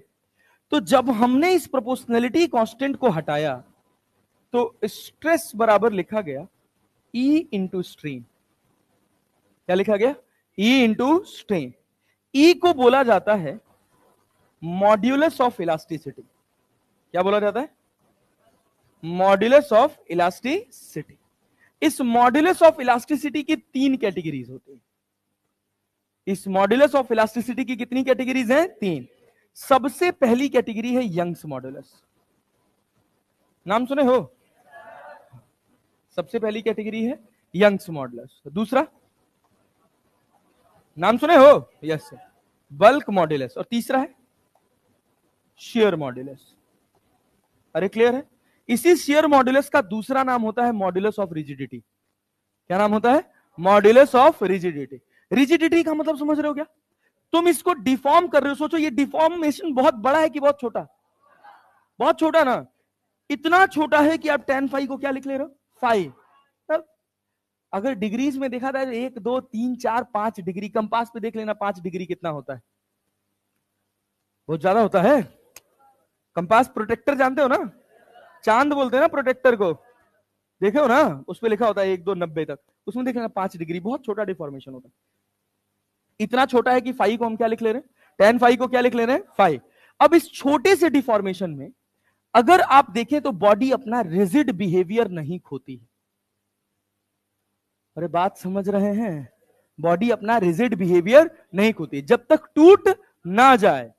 तो हम टूटने के बाद कोई कहानी पढ़ने वाले? हम बस कब तक पढ़ेंगे? Up to elastic limit. Up to elastic limit, max to max, जब तक टूट ना जाए। टूटने के बाद हमको उससे कोई मतलब नहीं। तो E बराबर क्या हो गया? मॉडुलस ऑफ इलास्टिसिटी, जो कि जिसकी कितनी कैटेगरीज है? 3। एक यंग्स, एक बल्क और एक शेयर। यंग्स मॉडुलस तब आता है जब बॉडी में लेंथ में चेंज होता है। जब बॉडी में कहां चेंज होगा? लेंथ। मतलब सोचो कौन सा stress? Tensile stress. Tensile stress. Strain कौन सा? लॉन्गिट्यूडनल। वो किससे जुड़ेगा? Young's modulus. तो अगर हम कहें tensile stress is directly proportional to longitudinal strain, Hooke's law में अगर हम लिखें क्या? Tensile stress is directly proportional to longitudinal strain, तो प्रोपोर्शनलिटी कांस्टेंट क्या होगा? Young's modulus. अगर हम कहें compressive stress is directly proportional to volumetric strain, क्या होगा? अगर हम कहें shear stress is directly proportional to shear strain, तो क्या होगा? क्या होगा? शियर मॉडुलस या modulus of rigidity. Modulus of rigidity. क्या पढ़ा रहे हो? कुछ आ नहीं रहा हमको। अगर ये भी ना है ना भाई, तो फिर भाई फिर तो कष्ट है। कितने तरह के मॉडुलस? 3। कितने तरह के स्ट्रेस? कितने तरह के स्ट्रेन? 3। क्लियर है ना? टेंसाइल स्ट्रेस के साथ कौन सा मॉडुलस? टेंसाइल के साथ, वॉल्यूम के साथ, शियर के साथ। अरे क्लियर है ना? टेंसाइल स्ट्रेस के साथ कौन सा स्ट्रेन आएगा? कौन सा आएगा? लॉन्गिट्यूडनल ना। कंप्रेसिव के साथ वो तो नाम ही है। अरे है ना? कंप्रेसिव स्ट्रेस स्ट्रेन का नाम होता है वॉल्यूमेट्रिक स्ट्रेन। इसका एक दूसरा नाम भी होता है क्या? Volumetric strain. अरे बात समझे ना? तो कंप्रेसिव स्ट्रेस किससे जुड़ा है? कंप्रेसिव स्ट्रेस किससे जुड़ा है? वॉल्यूमेट्रिक स्ट्रेन से। अरे जुड़ा है ना? और शियर स्ट्रेस? शियर स्ट्रेस किससे? Shear stress. क्लियर है ना? अब सुनना, अब जो हमारा मेन पीएचडी होना है वो बस एक टॉपिक के अराउंड होना है, उसका नाम है यंग्स मॉडुलस। और सब बहुत आसान है। यंग्स मॉडुलस कहता है कि कौन सा स्ट्रेन है भाई? कौन सा स्ट्रेस है? Tensile stress. ये डायरेक्टली प्रोपोर्शनल किसके? किसके भाई साहब? Longitudinal strain. अरे क्लियर है ना? Tensile stress is directly proportional to longitudinal strain. अब सुनना जरा, टेंसाइल स्ट्रेस को तुम क्या लिख रहे हो? Sigma T. क्या लिख रहे हो? Sigma T. और ये प्रोपोर्शनलिटी कांस्टेंट हटा तो क्या आ गया? वाई। क्या आ गया? वाई। लॉन्गिट्यूडिनल स्ट्रेन को change in length upon original length लिख रहे हैं ना? अब मान लो हमने तुमसे कहा कि तुम्हारे पास यहां पर एक रॉड लटक रही है, इस रॉड के ऊपर तुमने एफ फोर्स लगाया। कितना फोर्स लगाया? F. Area of cross section कितना है? ए। क्लियर है? रॉड अभी मासलेस है। कैसी रॉड है? मासलेस। ये मत सोचना कि रॉड का एमजी भी नीचे लगेगा। ये रॉड कैसी है? मासलेस। मासलेस का सिंपल सा मतलब है कि जो तुम ये फोर्स लगा रहे हो इसके एमजी के कंपैरिजन में बहुत ज्यादा है। अरे समझे ना? मान लो हमने कहा रॉड 1 kg की है और हम फोर्स लगा रहे हैं 400 न्यूटन, तो 400 लगाओ चाहे 410 लगाओ, लगभग बात तो बराबर ही जाएगी। अरे जाएगी भाई। हाँ, तो सिग्मा टी बराबर क्या हो गया, Y into delta L by L, sigma T force upon area. Force कितना लगा, क्या रीस्टोरिंग है कि नहीं है, अरे है ना। अबे इधर एफ आया तो इधर ऑटोमेटिकली एफ आएगा, आएगा कि नहीं आएगा, तो स्ट्रेस आएगा ना। तो सिग्मा टी की जगह क्या लिखेंगे, F by A Y delta L by L, तो वाई बराबर F by A L by delta L. Clear है क्या। वैसे हम याद किए थे कंफ्यूज ना होने के लिए, stress upon strain, stress upon strain. क्या बार बार लिखूं लॉन्गिट्यूडनल और टेंसाइल और लॉन्गिट्यूडनल, वाई लिखा रहेगा तो समझ जाओगे ना।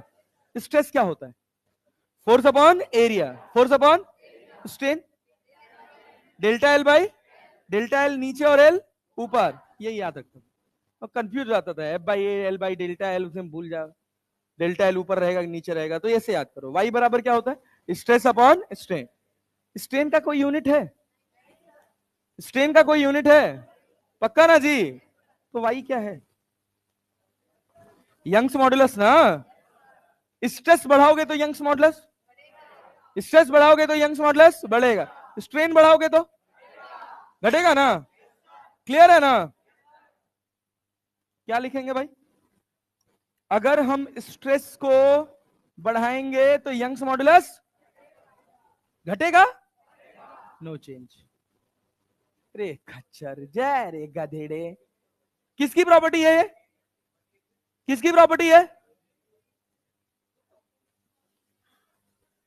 अरे मालिक, tensile stress is directly proportional to, तो स्ट्रेस बढ़ाएगा तो क्या बढ़ेगा, रेशियो पे कोई फर्क पड़ने वाला। हम स्ट्रेस को 2 गुना कर दिए, स्ट्रेन भी कितना हो गया 2 गुना, रेशियो नो चेंज ना। अब ढेर फिलॉसफी पे मारे हुए खोपड़ी खिड़की से बाहर चली जाएगी, बदलते हुए भी नहीं बदल रहा है। स्ट्रेस बढ़ाओ चाहे घटाओ, यंग्स मॉडुलस पे कोई फर्क पड़ने वाला, स्ट्रेन को बढ़ाओ चाहे घटाओ, यंग्स मॉडुलस में कोई चेंज होने वाला।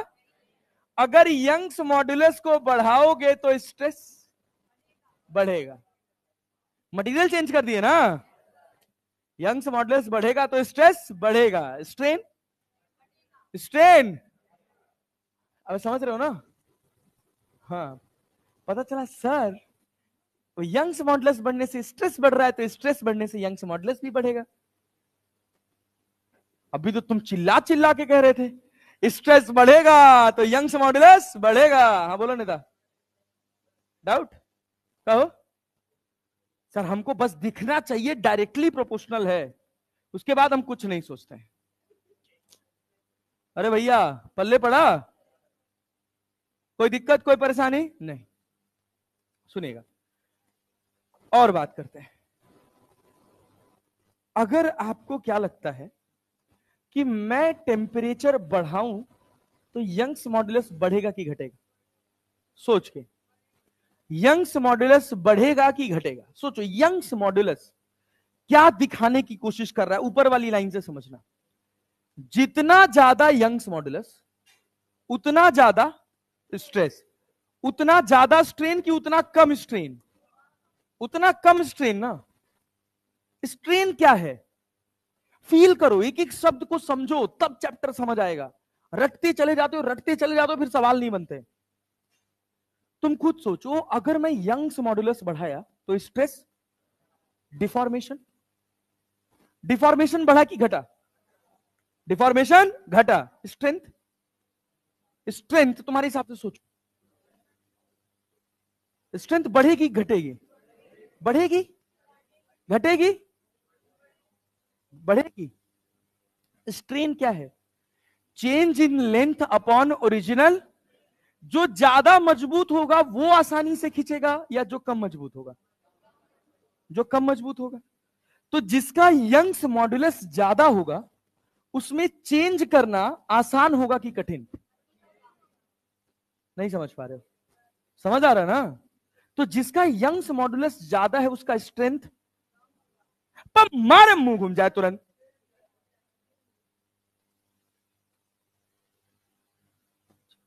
मुंह फाड़ के जवाब दे देना है। दिमाग और मन के और जुबान के बीच में कोई कंट्रोल ही नहीं है। अबे यंग्स मॉड्यूलस बढ़ाओगे तो क्या बढ़ा? स्ट्रेस। क्या बढ़ा? क्या बढ़ा?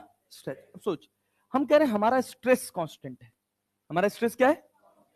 अगर हम यंग्स मॉड्यूलस को बढ़ाएंगे तो हमारा स्ट्रेन, अरे स्ट्रेस तो कांस्टेंट हो गया। Young's modulus is inversely proportional to strain. ये क्लियर है?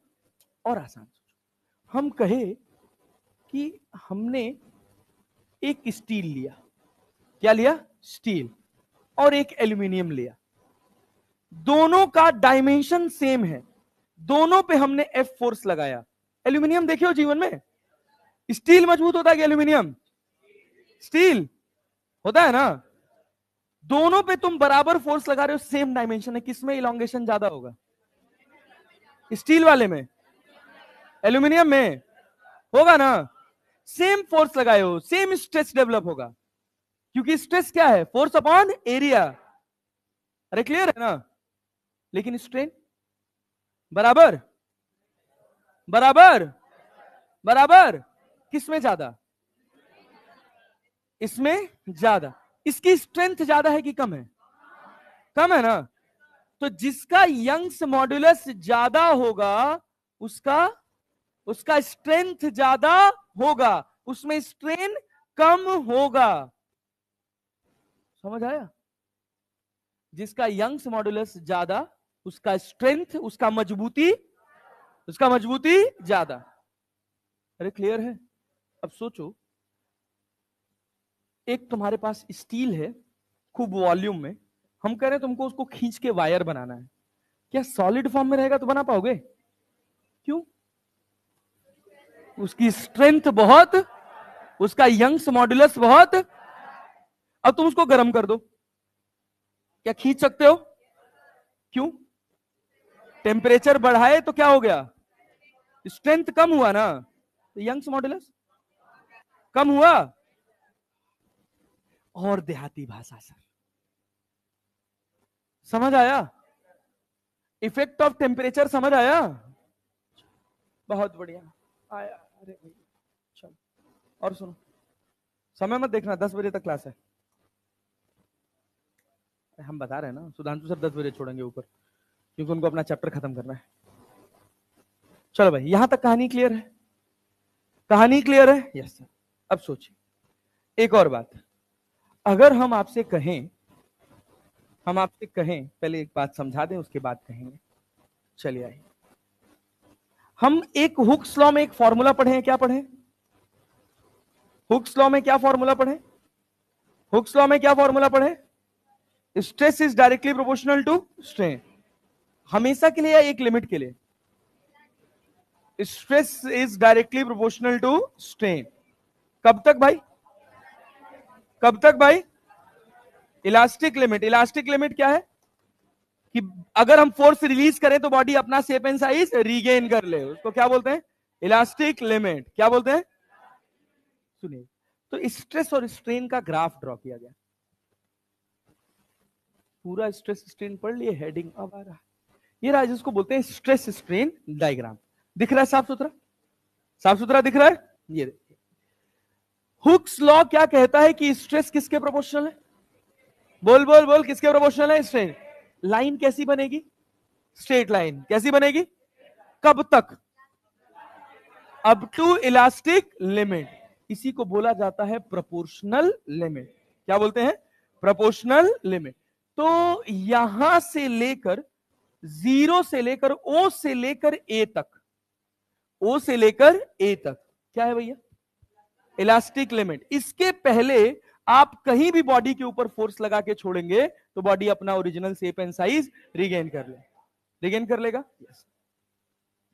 ए से लेकर बी तक, ए से लेकर बी तक स्ट्रेस और स्ट्रेन डायरेक्टली प्रोपोर्शनल नहीं होते हैं। दिख रहा ना कर्व टेढ़ा हुआ? अरे क्लियर है क्या?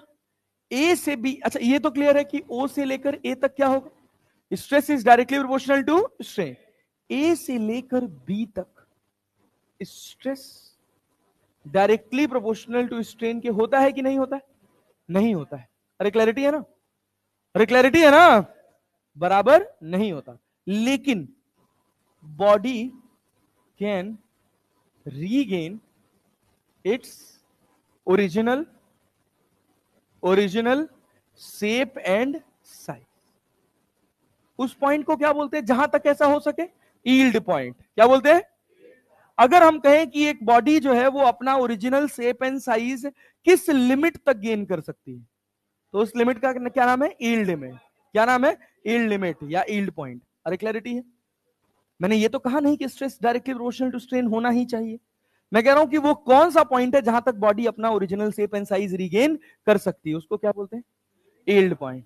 क्या बोलते हैं? Yield point. अरे क्लैरिटी है? बी से सी का जो पॉइंट होता है ना, ये डिफाइंड नहीं होता है। बी से लेकर सी का पॉइंट डिफाइंड नहीं होता है। क्लैरिटी है? क्यों? जब कर्व देखा गया तो ये वो लिमिट चेंज वाली कैरेक्टरिस्टिक थी, जैसे लिमिटिंग फ्रिक्शन पढ़ते थे ना, रुकने के पहले और चलने के बाद की बीच वाली स्थिति। तो वैसे यहां पे परमानेंट डिफॉर्मेशन के बाद, अरे क्लियर है? सॉरी, परमानेंट डिफॉर्मेशन से जस्ट पहले और किसके जस्ट बाद? यील्ड पॉइंट के जस्ट बाद, जहां तक बॉडी अपना शेप एंड साइज रीगेन ना कर सके।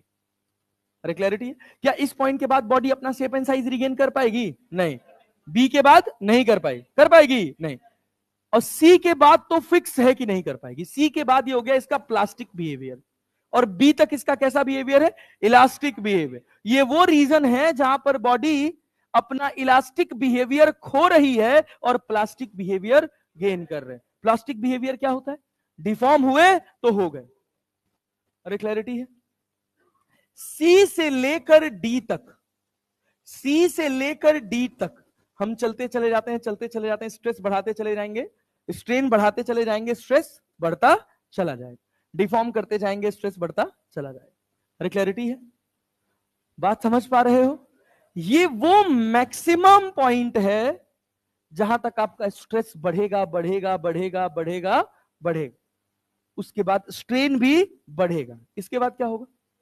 अगर आप स्ट्रेस घटा भी दोगे तब भी स्ट्रेन बढ़ जाएगा, क्योंकि अब स्ट्रेंथ बहुत कम हो चुकी है। कभी देखना, प्लास्टिक ले लेना, जो पॉलिथीन वाला बैग आता है ना, अरे जिसमें सब्जी ले आते हैं, उसको पकड़ के खींचना आराम आराम से, आराम आराम से, आराम आराम से। जब वो टूटने वाला होगा ना, तो तुम्हारा फोर्स अपने आप कम हो जाएगा। अरे होता है ना, जब टूटने वाला होगा तो फोर्स उसका कम हो जाएगा। क्यों? अल्टीमेट स्ट्रेंथ को अगर तुम पार कर गए तो उसके बाद क्या होगा? उसके बाद वो ऑटोमेटिकली फ्रैक्चर में चला जाएगा, उसको फ्रैक्चर से तुम रोक नहीं पाओगे। अरे बात समझे हैं? हाँ। तो एनसीईआरटी में जब आप इलास्टिसिटी चैप्टर खोलेंगे तो एक बॉक्स बना हुआ है, उस बॉक्स के अंदर ये डायग्राम बहुत अच्छे से एक्सप्लेन है। तो मैं आपको रिकमेंड करूंगा कि एनसीईआरटी अगली वाली क्लास में पढ़ के आइएगा ये। अरे क्लियर है? पढ़ के आइएगा और शॉर्ट नोट्स बना के आइएगा, ठीक है ना? देखिए काम का क्या है इसमें, इस पूरे डायग्राम में काम का क्या है? ये कौन सा लिमिट है? Elastic region. कौन सा रीजन है? जहां stress directly proportional to strain के और बॉडी अपना original shape and size regain कर सकती है। बी से लेकर सी तक के बीच में वो रीजन है जहां प्रोपोर्शनल तो नहीं है, लेकिन बॉडी अपना शेप साइज रीगेन कर सकती है। अरे कर सकती है ना? उसको क्या बोलते हैं? जहां तक बॉडी अपना शेप एंड साइज रीगेन कर ले, यील्ड पॉइंट। यही सवाल आएगा, इससे यही सवाल आएगा। अब सोचो, बी से लेके सी तक का वो रीजन है जहां बॉडी अपना इलास्टिक बिहेवियर खो रही है और प्लास्टिक बिहेवियर। क्या सी के बाद बॉडी कभी अपना original shape and size regain कर सकती है? कर सकती है? नहीं कर सकती। बी से सी के बीच में डिफाइन नहीं है, कर भी सकती है और। अरे क्लैरिटी है ना? सी के बाद बॉडी कभी भी अपना original shape and size regain करने वाली नहीं है। कैसा बिहेवियर आ जाएगा? इलास्टिक के प्लास्टिक। कैसा बिहेवियर? इसके बाद स्ट्रेस बढ़ाओगे क्या स्ट्रेन बढ़ेगा? स्ट्रेन बढ़ाओगे क्या स्ट्रेस बढ़ेगा? मैक्सिमम कहां तक? मैक्सिमम कहां तक? डी तक। क्या उसके बाद फिर स्ट्रेस घट जाता है? क्योंकि उसको खिंचाव के बाद तोड़ने के लिए हमको बहुत कम एफर्ट लगाना पड़ता है। फ्रैक्चर के बाद क्या हुआ उससे अपने को कोई मतलब नहीं। अरे नेता बुझे हो, कॉपी किताब बंद करके रख लिया, भागना है बस गधेड़े। सुनना, हाँ हाँ हाँ हाँ, अरे आता है। हाँ भाई, अरे ऐसा कुछ नहीं यार, परमानेंट सेट 1%, लेस देन 1% होता है। डिफॉर्मेशन का 1% स्ट्रेन जो होता है वो वहां तक बॉडी अपना original shape and size regain कर पाती है। 1% से ज्यादा का डिफॉर्मेशन हो गया तो बॉडी अपना original shape and size regain नहीं कर सकती। अब इससे सवाल क्या पूछेगा, मान लो हम तुमसे कहें कि ये स्ट्रेस है और ये क्या है, स्ट्रेन। अरे है कि नहीं है? हम दो ग्राफ ड्रॉ किए, एक ए और एक बी। ये कौन सी एक्सिस पे, ये कौन से पे? तो क्या y बाई एक्स मतलब स्ट्रेस अपॉन स्ट्रेन से क्या मिलता है अपने को, क्या मिलता है, यंग्स मॉड्यूलस। क्या मिलता है, किसका स्लोप ज्यादा है? अरे डिवाइड करने से कुछ मिले तो अपन क्या स्लोप देखते हैं, तो किसका यंग्स मॉड्यूलस ज्यादा होगा, y of a will be greater than y of b। Clear है क्या? अब तुम खच्चर की तरह से रट के जाओगे और एग्जाम में पता है क्या होगा, कहेगा यहां पे स्ट्रेन लिखा है और यहां पे क्या लिखा है, स्ट्रेस, और फिर खींचेगा दो सीधी लाइन, कहेगा ये ए और ये बी, बताओ किसका यंग्स मॉडुलस ज्यादा। हाँ अभी तो आ रहा है, अभी तो आ रहा है, एग्जाम में नहीं आएगा, एग्जाम में नहीं आया, खट से यही वाला टिक मारिएगा और आगे बढ़ जाइएगा और मुंह बना घर आ जाइएगा। निकलेंगे एग्जाम से चमकता चेहरा लेके और घर पहुंचे तो 1 साल और। अरे क्लियर है ना? अगर ऐसे सवाल आपसे गलत हो जाएं हड़बड़ी के चक्कर में तो इसकी सजा है, उल्टा करके गरम तेल में बस केवल उंगली टच करा बाहर निकाल लो। बात समझ रहे हो ना? हाँ। मोबाइल में, हाँ चल और बता, सुन सुन सुन और देख, और अब भाई हो भाई, और छोटी छोटी बात होने दो, टाइम यार, टाइम का क्या है, टाइम तो अपना चलेगा ही, तुम्हारा टाइम आए बस वो इंपॉर्टेंट है। Stress is directly proportional to strain. हम एक ग्राफ ऐसे खींचे और एक ग्राफ ऐसे खींचे, दो ग्राफ खींचे, एक ए और एक बी, कौन ज्यादा डक्टाइल होगा, बी वाला, ए वाला? डक्टाइल का मतलब समझते हो, जिसको कितना लंबा खींचा जा सकता है, मतलब उसका अल्टीमेट स्ट्रेंथ बहुत ज्यादा होगा तभी तो लंबा खींच पाओगे। कौन कौन, क्लियर है क्या? B will be ductile, b will be more ductile. अगर हम डक्टाइल की बात करें तो b will be more ductile then a. किसका यंग्स मॉडुलस ज्यादा है, किसका? अबे पढ़े हो ना, यंग्स मॉडुलस किसका ज्यादा है, बी का यंग्स मॉडुलस ज्यादा है किससे, ए से। अरे क्लैरिटी है, क्लैरिटी है। किसी एक पॉइंट पर स्ट्रेस किस में ज्यादा है, किसी एक स्ट्रेन पे, कॉमन स्ट्रेन पर स्ट्रेस किस में ज्यादा है? कैसे लाइन खींच ले, ऐसे लाइन खींच लेना। अरे स्ट्रेस कॉमन हुआ कि नहीं हुआ बे, इस पे, किस पे स्ट्रेस ज्यादा है, ए पर कि बी पर, किस पर, किस पर? पक्का ना, समझ पा रहे हो? तो अगर हम कहें कि स्ट्रेन मेरा कांस्टेंट है, स्ट्रेन मेरा कांस्टेंट है, तो मैं क्या लिखूंगा, स्ट्रेस ऑफ किसका, stress of B is greater than stress of A. Clear है क्या? अगर तुम मेरी बात बात बस ध्यान से सुन लो ना, बहुत सारे सवाल तुम्हारे बन जाएंगे। अब सोचो अगर हम कहें सेम सवाल में कॉमन स्ट्रेस पे जब मैं स्ट्रेस को कांस्टेंट कर दूं तो किसका स्ट्रेन ज्यादा है? सोचो, स्ट्रेस कॉमन करने का मतलब, स्ट्रेस कॉमन करने का मतलब समझ आया क्या? देख स्ट्रेस दोनों के लिए कॉमन है कि नहीं है, किसका स्ट्रेन ज्यादा है, पहले वाले का कि दूसरे वाले का? हाँ, किसका ज्यादा है, किसका ज्यादा है? मजबूत कौन है, ए की बी? कौन? पढ़ के आए हो ना, जिसका यंग्स मॉडुलस ज्यादा है वो ज्यादा मजबूत होगा। अरे क्लियर है क्या? तो कॉमन फोर्स पर कौन ज्यादा डिफॉर्म होगा, कौन ज्यादा डिफॉर्म होगा? क्या यही तो अभी बोल के आए थे अपन यार, दिख रहा है कि नहीं?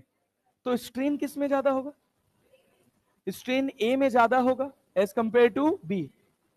यही है इस पूरे ग्राफ की एनालिसिस में था, इसके अलावा और कोई सवाल नहीं पूछा जाएगा। मैक्सिमम जितना कंडीशन था वो सब हम पढ़ डाले। जैसे ये देखो, the stress versus strain graph for two materials a and b are shown below, explain the following. यही तो पढ़ा है अभी। Which material has greater Young's modulus? किसका वे? A. Which material is more ductile? Which material is more brittle? Which one of the two is more stronger? अरे यार कठिन नहीं है ना।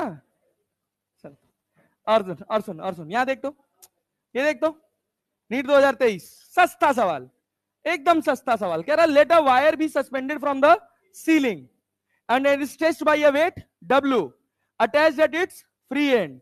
The longitudinal stress, longitudinal stress, अब W से लटकाए हो ना, एरिया ऑफ क्रॉस सेक्शन क्या है, क्या होगा? W बाई, कुछ गधा इसमें क्रिएटिव सोचते हैं, मैं वो क्रिएटिविटी बता रहा हूं। वो क्या सोचेंगे, W यहां से आ रहा है, W यहां से आ रहा है, तो 2W बाई ए लिख लेते हैं। लेकिन अगर तुम पहली लाइन ध्यान से सुने हो, क्या था? स्ट्रेस कौन देगा?